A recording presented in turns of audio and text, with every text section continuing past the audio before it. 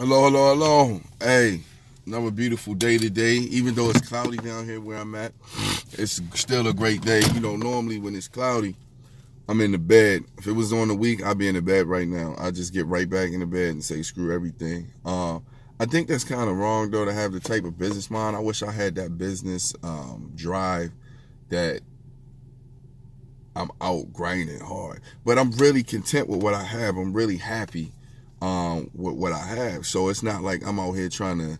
I don't need $1 billion. I want $1 billion just to say I have it, but I don't really need it because everything I have, I'm comfortable. I'm comfortable in my house.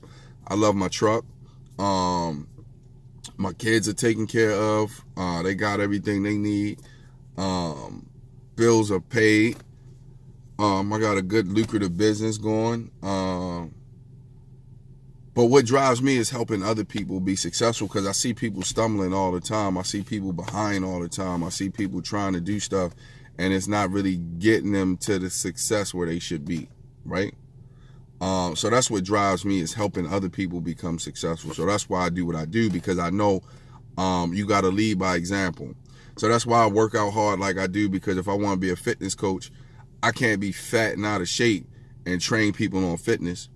Just like you can't be a relationship coach and not be in a relationship or have a bad relationship and you're a relationship coach. I hate to see when people do that.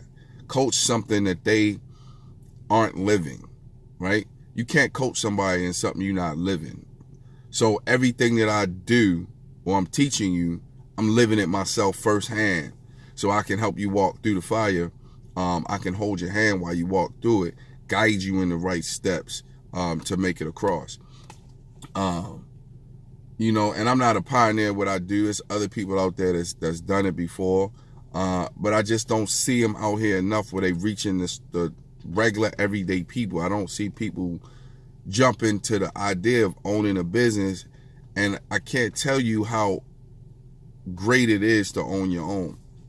Speaking of owning, I'm gonna talk to you about a man today, Samuel Wilcox, right? And he's an inspiration to me. And you don't hear about him every day, during Black History Month, like you hear about the Martin Luther Kings or the Rosa Parks, or the Thurgood Marshalls. But he was just as important.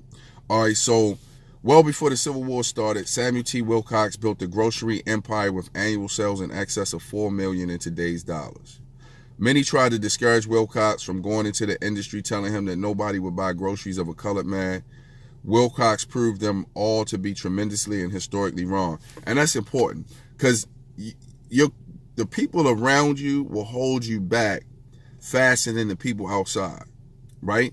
Because people want you to be just like them. So if you hanging around people that's just sitting around not doing nothing, that's what they want you to do. Because as soon as you tell them, hey, I want to go do this, oh, you can't do that.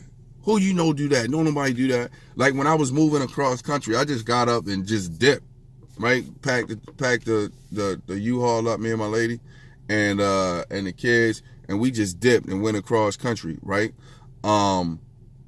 Nobody with us. I had like 5-10 grand in my pocket, and I just left. You know what I'm saying? But people will try to discourage you, and you can't let people discourage you.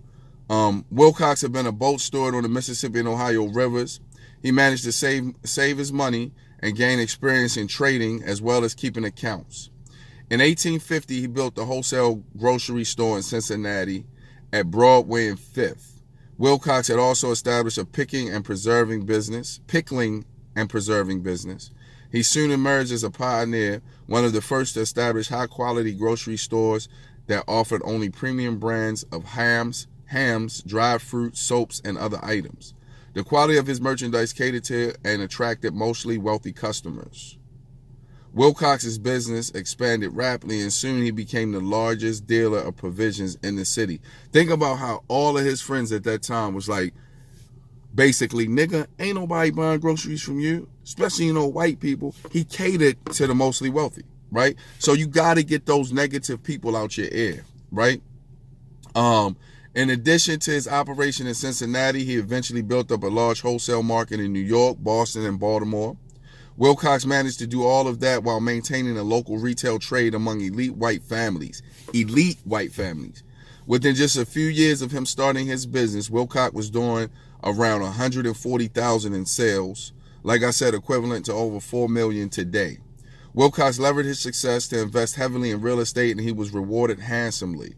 At his death, he was worth $60,000 or close to $2 million. Now, you might say $60,000 ain't a lot, right? But $2 million is. So he was valued at close to $2 million today, his net worth. As a black man, pre-Civil War, right? So regardless of what people tell you about race and color, no, the race relations today can't touch the race relations in the 1850s when people was just coming out of slavery, or some people still thought they were slaves. And many told Wilcox not to try the grocery business. Wilcox said, however, I wish to show, if I could, that colored people could do something besides being barbers.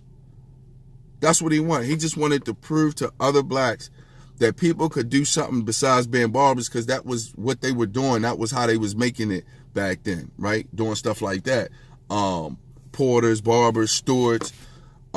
Just like today, you got drug dealers, basketball players, and entertainers, right? Most of us think the only way we can be successful is to be a drug dealer, basketball player, or entertainer, right? Wrong. Basketball players and entertainers, or ball players and entertainers, are still employees. They do not own themselves. They do not own their own. And if you don't believe me, take a look at Colin Kaepernick. He tried to take a knee to make a statement, right? Like Jesse Owens did back in the Olympics when he raised his fist. What he don't understand is he plays on a team.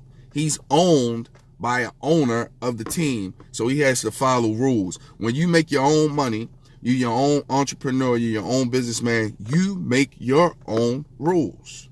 That's what I'm trying to get y'all to help y'all understand. If you want to be successful and make your own rules, start your own business. It's simple. Simple. He's pickling and preserving. How hard is it to go make some jam, label it up, and sell it? How hard is it to go learn how to make soap, make candles, anything, and sell it?